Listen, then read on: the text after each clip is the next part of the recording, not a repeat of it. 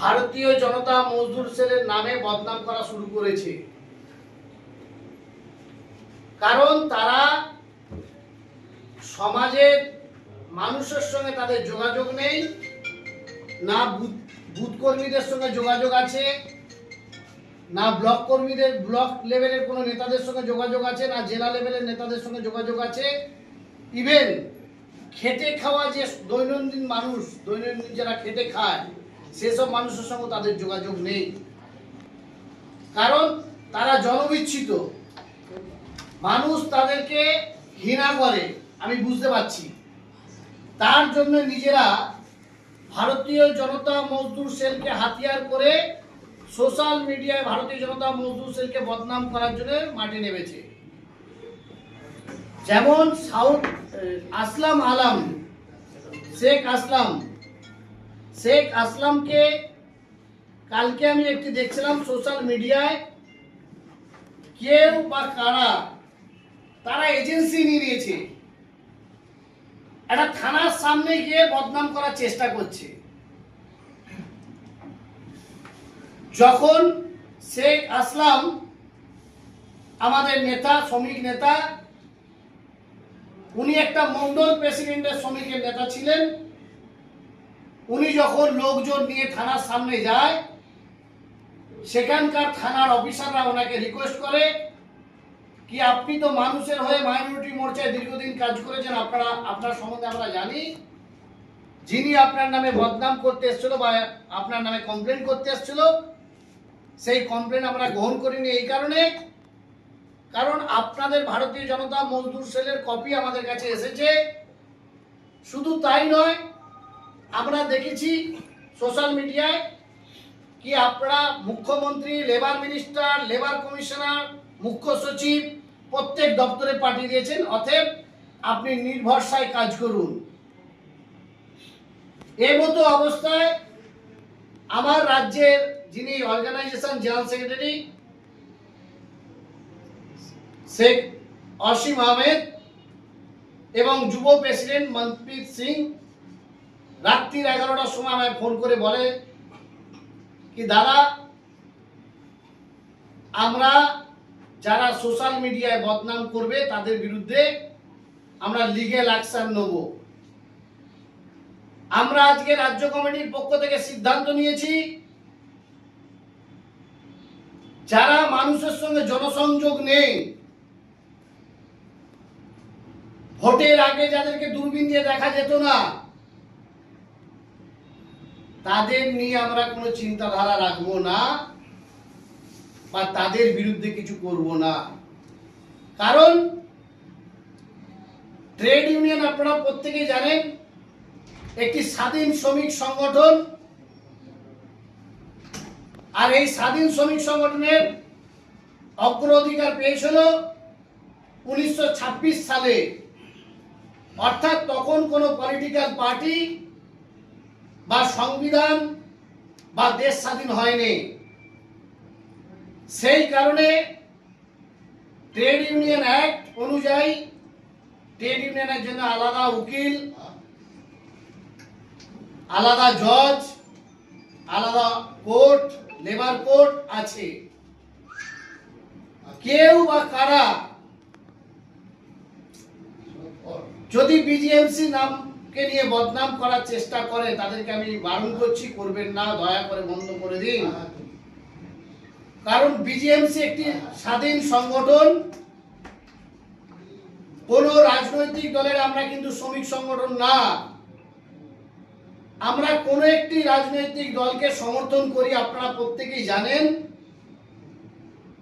তাই বলছি, আগে পড়াশোনা করুন, পড়াশোনা করে শ্রমিক সংগঠন কি জিনিস তার ইতিহাসটা জানুন, জানার পর বিজিএমসি নামে কথা বলুন অথেন্টিক ডকুমেন্টস নিয়ে। কারণ বিজিএমসি যদি কোনো ফেক সংগঠন হতো, তাহলে ভারত সরকারের লেবার ডিপার্টমেন্টের অধীনে কখনো বিজিএমসি কে লেবার ডিপার্টমেন্ট, ভারত সরকারের লেবার ডিপার্টমেন্ট চিঠি দিয়ে ডাকতো না মিটিং এ, এটা আপনারা দেখে রাখুন। ভারত সরকারের লেবার ডিপার্টমেন্টের deputy labour commissioner Nizam palace আগামী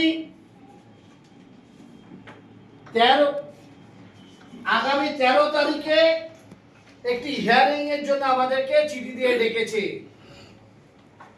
শুধু তাই নয়, ভারত সরকারের লেবার ডিপার্টমেন্ট কাকে কখন ডাকে সেটুকু আপনারা জেনে রাখুন আমার কাছ থেকে। যখন ভারত সরকারের লেবার ডিপার্টমেন্টের পোর্টালে যখন নাম নথিভুক্ত হয় তখন তাকে ডাকা হয়। অর্থাৎ ভারত সরকারের আপনার রেকগনাইজ শ্রমিক সংগঠন বলে ভারত সরকারের লেবার ডিপার্টমেন্ট আমাদেরকে চিঠি দিয়ে জানাচ্ছে বা ডাকছে। শুধু একটা নয়, কয়েকটি কপি আমাদের কাছে আছে যেগুলো আপনারা দেখতে পাচ্ছেন। তাই আমরা যারা বিজিএমসি করি, আমরা অদপ্যতভাবে আমরা ভারতীয় জনতা পার্টির নীতি আদর্শ মেনে ভারতীয় জনতা পার্টির কার্যকর্তা ছিলাম, আছি, থাকবো। কিন্তু বিজিএমসি ভারতীয় জনতা পার্টির কোনো শ্রমিক সংগঠন নয়। বিজিএমসি একটি স্বাধীন শ্রমিক সংগঠন। কারণ আপনারা প্রত্যেকে জানেন কোনো পলিটিক্যাল পার্টি নিজস্ব শ্রমিক সংগঠন হয় না। কারণ শ্রমিক সংগঠন মানে স্বাধীন সংগঠন, ইন্ডিপেন্ডেন্ট সংগঠন। তাই আমরা আজকে রাজ্য কমিটির আমাদের নেতা অসীম আহমেদ, বাপি হাজরা, আমাদের ভাইস প্রেসিডেন্ট দেবজ্যোতি কর, এনারা সিদ্ধান্ত নিয়েছেন।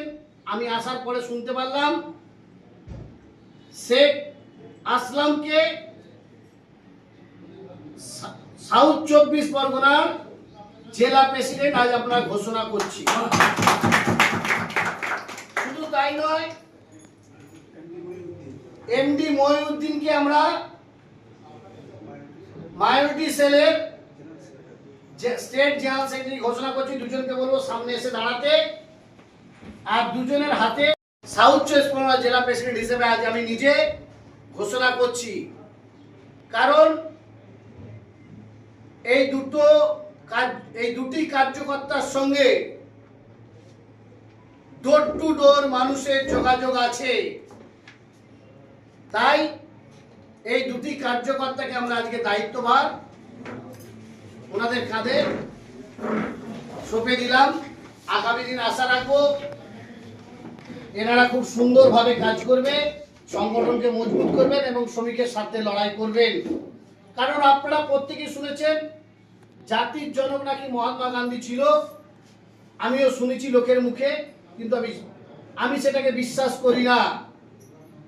বিশ্বাস করার কোনো প্রশ্নই ওঠে না। কারণ একাত্ম মানববাদের নীতি আদর্শ মেনে, শ্যামাপ্রসাদ মুখার্জি, দীনদয়াল উপাধ্যায় নীতি আদর্শ মেনে আমরা সাংগঠনিক কাজ করি। আমরা ভাবি শ্রমিক হচ্ছে দেশের মেরুদণ্ড,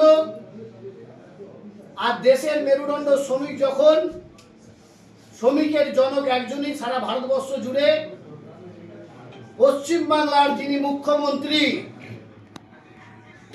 মাননীয় শুভেন্দু অধিকারী মহাশয়, বাংলাকে পথ দেখিয়েছে যিনি, বাংলার দুঃশাসনকে তাড়িয়েছেন যিনি বিভিন্ন সময় লড়াই করে, তিনি হচ্ছেন শ্রমিকের জনক। কারণ শ্রমিকের স্বার্থ নিয়ে দীর্ঘ সময় উনি চিন্তাধারা রাখে এবং আগামী দিনও ওনার ডিপার্টমেন্টের মিনিস্ট্রিতে যিনি আছেন সমমন্ত্রী, তিনি একজন পোর খাওয়া রাজনীতিবিদ শুধু নয়, উনিও একজন শ্রমিকের নামকরা লিডার, আমাদের প্রত্যেকেরই শ্রদ্ধেয় ব্যক্তি লেবার মিনিস্টার মাননীয় অর্জুন সিং মহাশয়। তাই এই কথা আপনাদেরকে আমি জানিয়ে রাখি।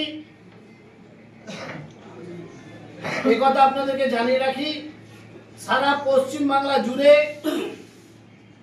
পশ্চিমবাংলা সরকারের 58টা ডিপার্টমেন্ট আছে। সেই ডিপার্টমেন্টে আমরা একটি সংগঠন তৈরি করেছি, যে সংগঠনটির নাম এবং সে সংগঠনের নেতাদের নাম আমাদের national vice president urban Ganguly মহাশয় আপনাদেরকে এখনই জানাবেন।